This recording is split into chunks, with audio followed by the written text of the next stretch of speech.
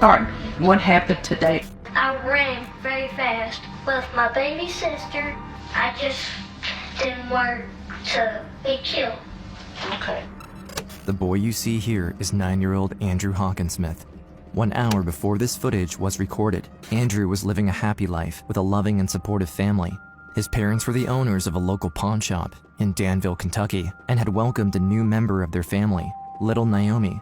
Andrew was so happy to be a big brother and loved his baby sister more than anything in the world.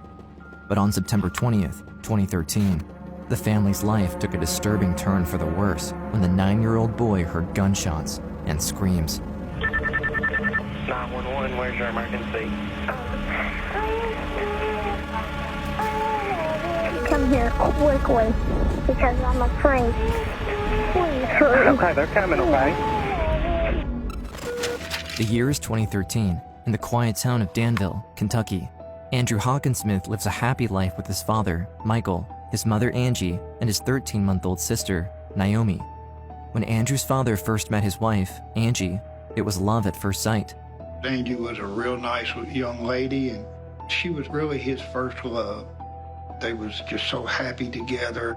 The young couple shared a strong religious faith, and Michael worked as a part-time youth pastor in the area. They were both very active in their church and very well known in the community, but Andrew's father did not make enough to support the family as a youth pastor and needed another source of income. That's when a friend in the church community and another religious leader, Pastor Alan Keith, had an interesting proposition for Andrew's father, Michael Hawkinsmith.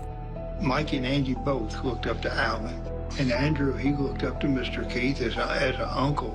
He thought he was his uncle there. Pastor Keith, a well-known religious figure in the area, preached in multiple churches about the Word of God, but on the side, Pastor Keith had a unique side business, running and owning pawn shops. Usually, pastors and pawn shops don't necessarily go together. He was buying precious metals, videos, and CDs and things. Between that and the Bible, that was his life. Pastor Keith loved God and preached every Sunday throughout Pulaski County.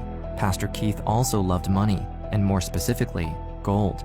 Through Pastor Keith's leadership and guidance, Mike joins the business himself and starts to work at ABC Gold Games and More pawn shop. With the new business rolling and the arrival of baby Naomi, life is good for the Hawkinsmiths, who genuinely enjoy spending quality time together. Angie and Mike even make the decision to homeschool young Andrew so that the family can stay close even during the day. Now, each morning, Andrew, his parents, and baby Naomi all hang out in the family's pawn shop. The pawn shop, that was basically my home. We had all the knickknacks of a pawn shop, from like games to movies to all sorts of junk. It was basically a playground. I absolutely loved it. It was simply amazing. But things take a disturbing turn for the worse on September 20th, 2013. At 9:17 a.m., a 911 dispatcher in Kentucky takes a call. On the other line, a young boy's quiet voice tells him about an ongoing robbery in Danville. 911, where's your emergency? Is a robber at a pawn shop? 9-year-old Andrew Hawkinsmith pleads with the operator for some help, and while the dispatcher tries to get as much information as possible, he hears something even more unsettling, a baby crying. Where's the robber? Where is he? He's right here right now. The pair must try to remain silent, as any noise will easily alert their location to the robber still lurking in the shop. Come here quickly because I'm afraid. Please hurry. Okay, they're coming, okay? Right away, the 911 operator dispatches the patrol unit. While the terrified 9-year-old stays on the line, officers hurry to the scene, unaware of what they're about to face. Within only 6 minutes, officers arrive at the scene. Aware of the urgency of the situation, authorities attempt to open the front door of the store, but it's locked, so they break the glass and force their way in. As I made entry, all I was thinking about was, is the shooter still here? The first thing that I noticed was a huge smear of blood to my right in the lobby area of the store. I don't care how many times you've done it or seen it, there's nothing that truly prepares you for this. Their worst fears are confirmed when they discover 3 bodies lying on the floor. Not knowing if the killer is still inside, they quickly clear the scene, looking for the 9-year-old caller. Guided by the dispatcher, there's a sigh of relief when the officers find the 2 young children still hiding. Both of them are directly taken to the police station, terrified but physically unharmed. Back at the pawn shop, cops and detectives fill up the store, while a forensic scientist starts to examine the bodies. It's a difficult scene to analyze since the store is selling guns and ammunition, making it harder to identify what's a clue and what isn't. A first female body is lying near the register. A second one, a male victim, is on the other side of the counter. A trace of blood leads to the third victim, another male, in the back. One of the bodies had been moved to a location where if someone peered into the front door, they wouldn't be able to see that body.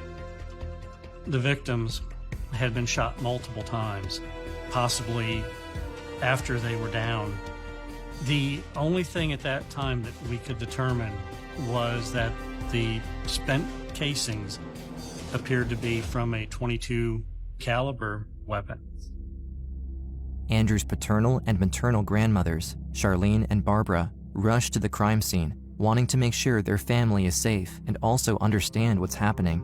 From a distance, they can see yellow tape behind the cop cars, and as they approach the pawn shop, more and more officers prevent them from going further. And the policeman would not let us up to the shop. They said, "You cannot go in." Well, I just broke down at that point. I knew they were gone, and my heart just sunk. Just couldn't understand why. What had they done so bad that they deserved to die? Would not comprehend why anyone in their right mind would want to hurt either one of them. The first 2 victims at the front of the store are identified as Michael and Angie Hawkinsmith, owners of the store and loving parents of Andrew and Naomi. The third victim is 60-year-old Dan Smith, a regular customer of the Hawkinsmiths who would routinely buy and sell gold in the area. At first glance, the scene looks like a burglary gone wrong. The Hawkinsmith store is indeed a pawn shop, therefore a target of choice for people wanting to steal valuables. However, a crucial piece of evidence doesn't make sense with this theory. Dan Smith's suitcase is open on the counter and is still full of money, as well as the register. Why wouldn't the robber take some money with him before fleeing? As I continued to process the scene, I discovered that over $1,000 from the cash register was still there. It hadn't been taken. Both Mike and Dan's wallets hadn't been taken. It made me start to think that the victims had been targeted for a reason other than robbery.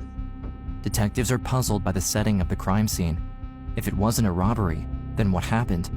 Were any of them specifically targeted by the killer? We're like, what do we have here? That it was a hit. Was it on Dan Smith? Dan Smith was a gold buyer. He carries a briefcase with him with a large amount of cash.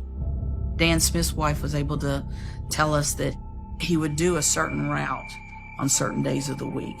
So he goes to his bank, he gets the money, and then he had a lot of pawn shops that he went to. The investigators go to Lawson's Jewelers in Harrodsburg, a store on Dan's normal route, just 19 minutes away from the Hawkinsmith's pawn shop.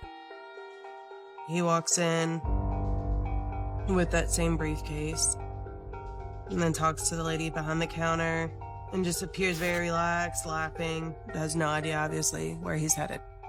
I don't even think it was a full hour after this. Dan Smith was killed.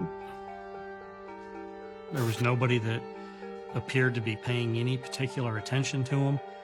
There was nothing that stood out. We really were kind of baffled at this point. Who was even the target? The detectives' initial strategy of focusing on Dan doesn't pay off. They have no suspects and no leads for any of the victims. The murderer is still on the loose, and both families are mourning. News of the murders reaches the town and surrounding cities, and everyone is shocked. Nothing like this ever happened in this small town. 2 young children are without their parents tonight after they were murdered inside their Danville, Kentucky pawn shop. That store is located just blocks from Centre College. As Matt McCutcheon reports, one of the kids called 911 and shielded his sister from the violence. The town of Danville demands answers for these tragic murders. Even Pastor Alan Keith, the one who introduced the Hawkinsmiths into the pawn business, shares his sorrow on social media and pays tribute to the victims. No sleep at all. I am in shock right now over the loss of 3 great people. I also knew the third man. He was a business client and a good friend. We're now learning that the suspect in this case, apparently police say, made his way out of this garage door and then took off through the alley, never to be seen from again. If you have any information, call Danville Police at the number now on your screen.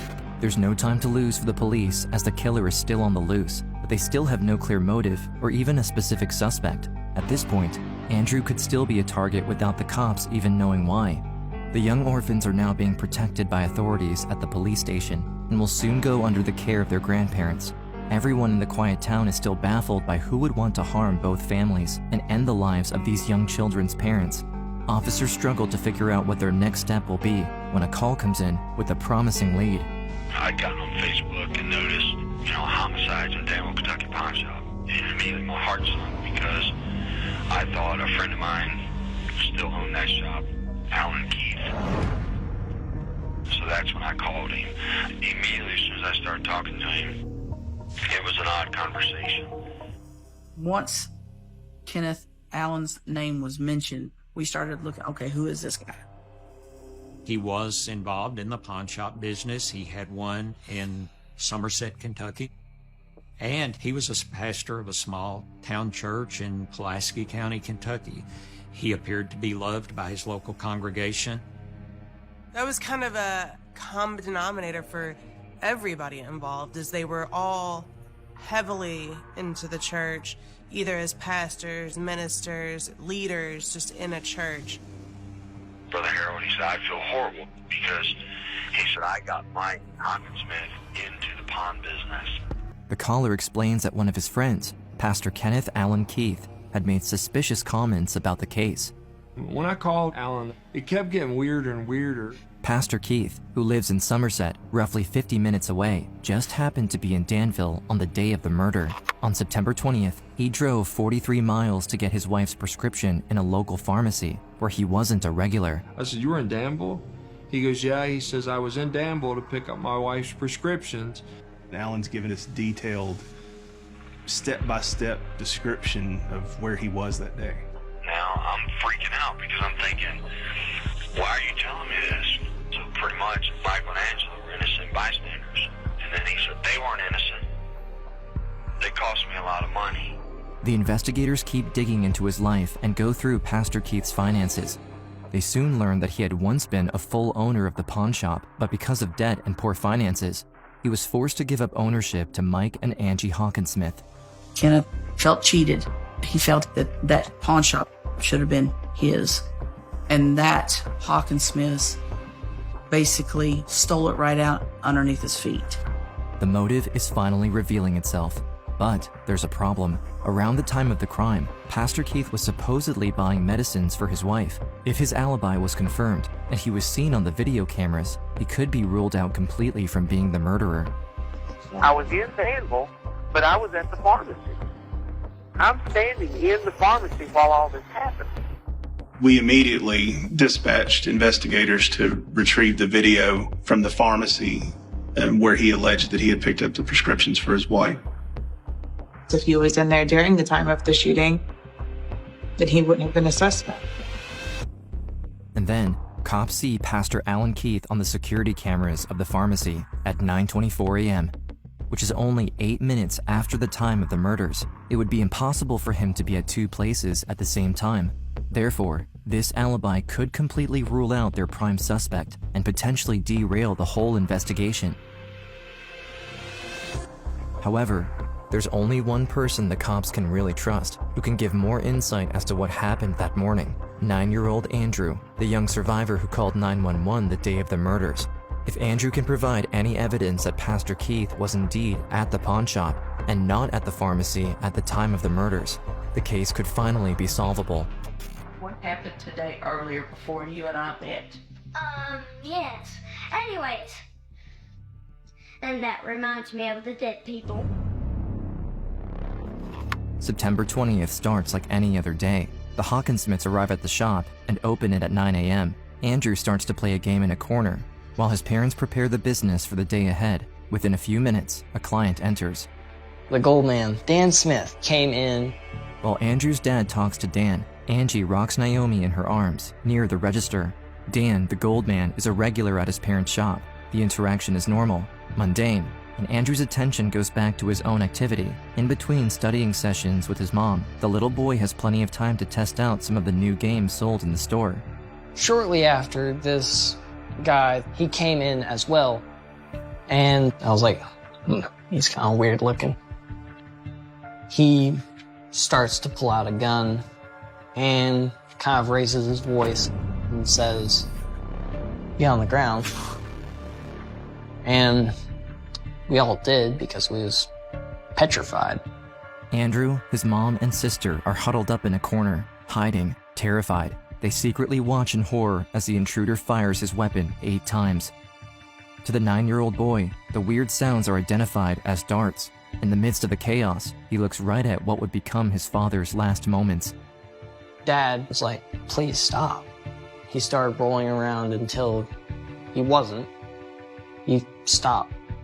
The gunman then turns to Dan. It's at that moment that Angie understands what will happen to them as the intruder starts to make his way to them. She and her children are the next targets.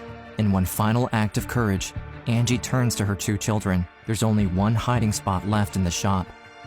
My mom, she told me to go in the back with my sister. I crawl all the way back to the office.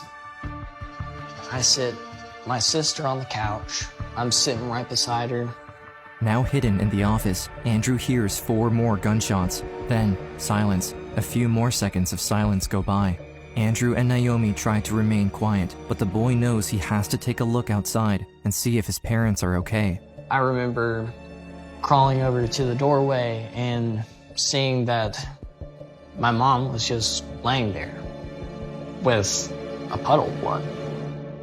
Devastated, Andrew drags himself back to the office area. He and his sister seem to be the only ones left alive. Now, Naomi's survival is all that matters. Andrew rushes to the office phone and dials 911, hoping that he'll get some help before the intruder figures out where he and his sister are. A 9-year-old boy called 911 saying his family had been killed. What the little boy did before that is simply heartbreaking.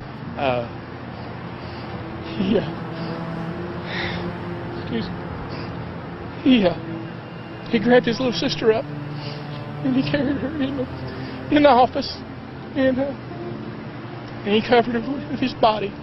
And, Okay. It's just, Yeah, you still do the interview. he's a hero.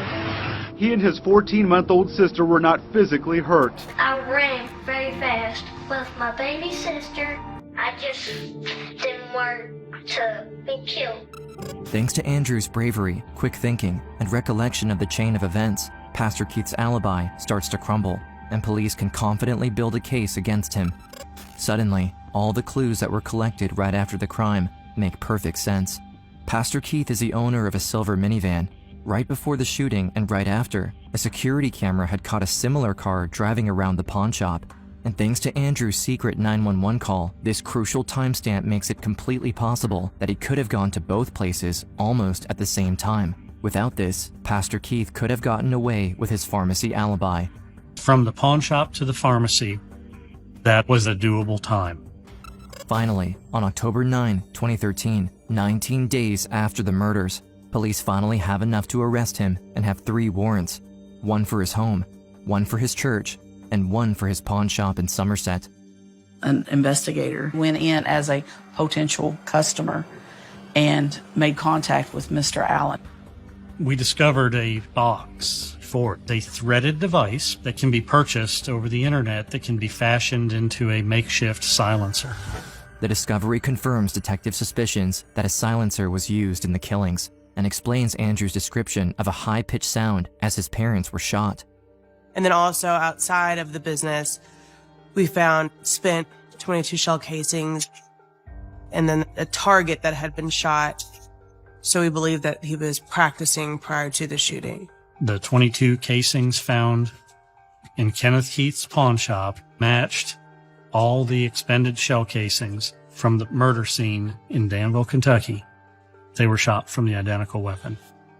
Pastor Keith is arrested in his own pawn shop without incident. The Hawkinsmiths and Dan Smith's families are relieved. The man their loved ones once called a friend is behind bars. He had betrayed everything they stood for, but in the end, justice prevailed. But to be able to commit murders on Friday and then get up on the pulpit Sunday morning and preach, especially in front of 2 children, you're going, wait a minute, that's not a real pastor. To spare Andrew, his family, and Dan's relatives a long and painful trial, prosecution decides to offer Keith a plea deal for him to avoid the death penalty. Meanwhile, as the courts prepare for Keith's sentencing, young Andrew has found another outlet to share his grief. He starts to express himself through drawings and shares his feelings in the pages of a comic book. Andrew just went through unimaginable trauma, but was able to take his sister into safety and call for help. His parents always had his back, and on that day, he proved how much they were really alike. My dad, he made things look so easy. He was truly an amazing person. Despite the tragic end of Andrew's parents, they succeeded in protecting their children, which is what mattered to them the most. May 26, 2017, it's Andrew's 13th birthday, and also finally the day of Pastor Keith's deal with the DA. He is directly sentenced to life without parole. His greed and jealousy will never hurt anyone again. Today, Andrew is surrounded by his loving family and recently got engaged. No one can ever take away from him the memories of his parents and their love, which will always be there to guide him through anything. I've been told you're a spitting image of your dad. You look just like him. You act just like him. Naomi, she looks just like my mom. I'm very thankful for what I have. And in a sense, it's like I am living through my parents' life. My parents will always live on within me.